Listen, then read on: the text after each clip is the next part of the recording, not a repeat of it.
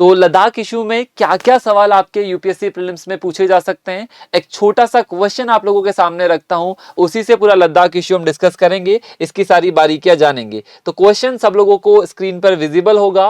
With reference to the 6th schedule of the constitution of India consider the following statement, सब लोगों को visible है। So देखो यहां पर फर्स्ट स्टेटमेंट है, it allows to create autonomous district and regional councils with the power to administrate tribal areas. Second statement है, this schedule also gives power to collect land revenue and impose taxes. And third one है, Ladakh has been included under the 6th schedule.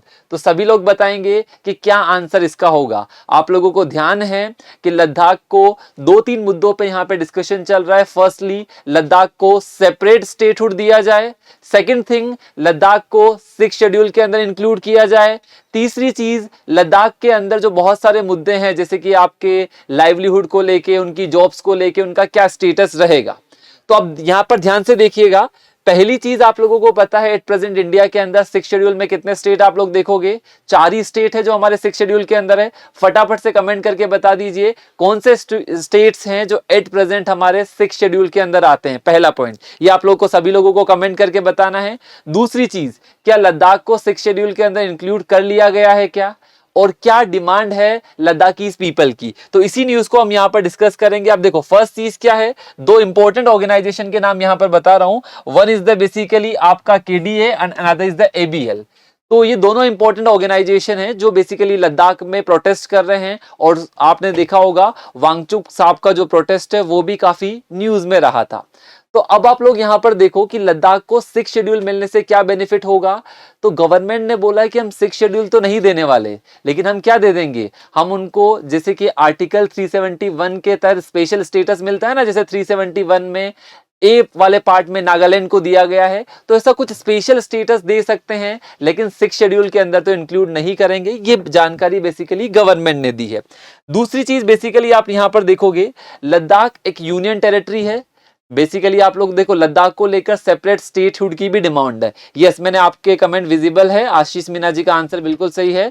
Assam, Meghalaya, Tripura और मिजोरम, ये चारों state है जो basically आपके 6th schedule के अंदर आते हैं, बिल्कुल सही आंसर है। अब यहां पर देखो, जैसे ही 6th शेड्यूल का स्टेटस मिलता है तो क्या फायदा होता है।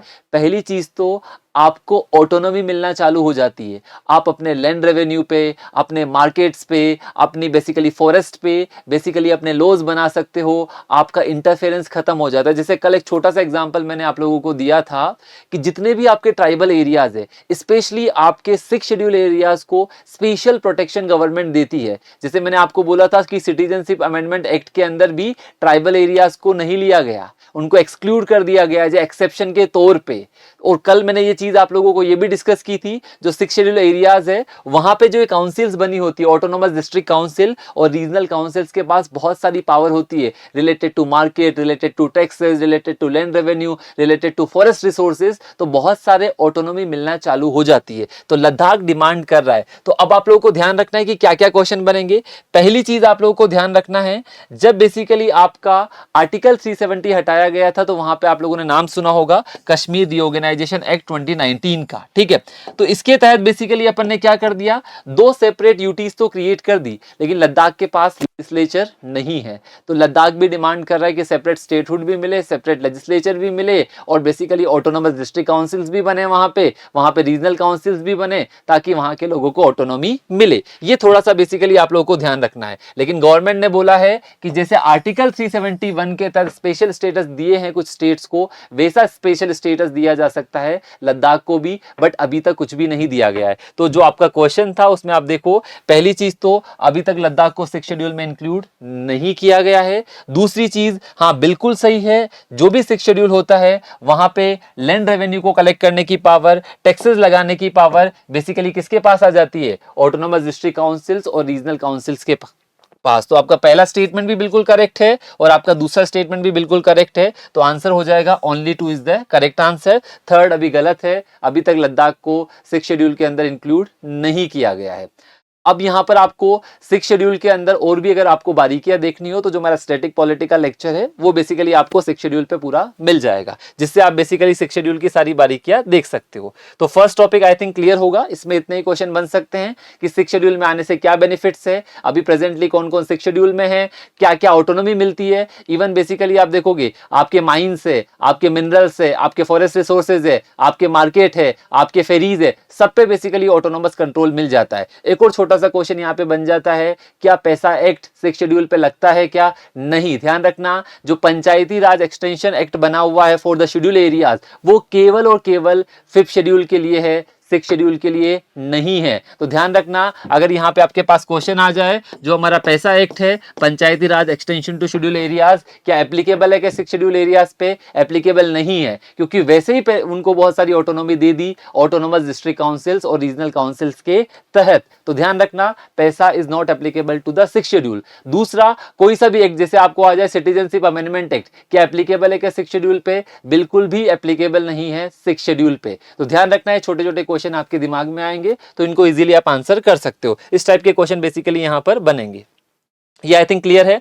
एक और छोटा सा क्वेश्चन यहां पर है जो अभी काफी न्यूज में चल रहा है, वो क्वेश्चन भी जस्ट मैं आप लोगों को डिस्प्ले कर रहा हूं।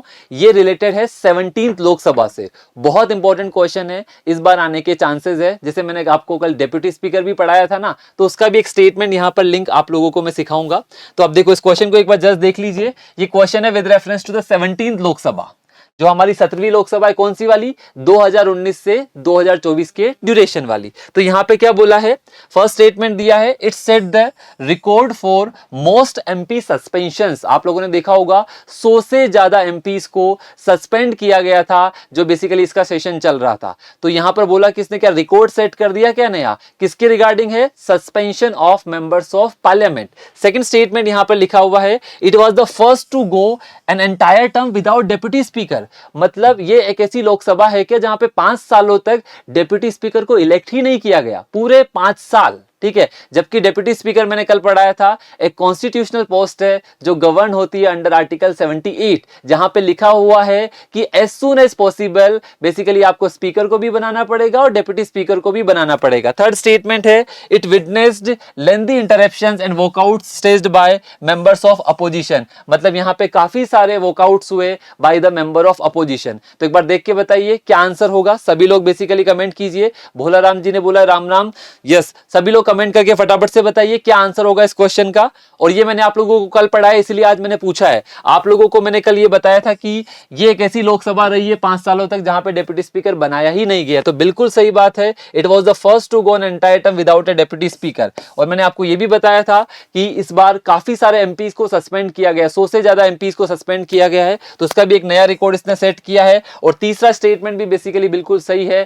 क्योंकि काफी सारे बेसिकली बैकआउट्स हुए थे, काफी बार बेसिकली अपोजिशन पार्टी पार्लियामेंट छोड़ के बाहर चली गई थी, काफी सारे प्रोटेस्ट किए गए। तो तीनों स्टेटमेंट बिल्कुल करेक्ट है, क्वेश्चन पूछा जा सकता है, ऑल 3 आर द करेक्ट। ये सब लोगों को समझ आ रहा है। ये क्वेश्चन कल का रिवीजन है जो कल अपन ने सीखा था रिगार्डिंग द डेप्यूटी स्पीकर और रिगार्डिंग द 17th लोकसभा। तो रिवीजन के फॉर्म में मैंने क्वेश्चन आप लोगों को दिया।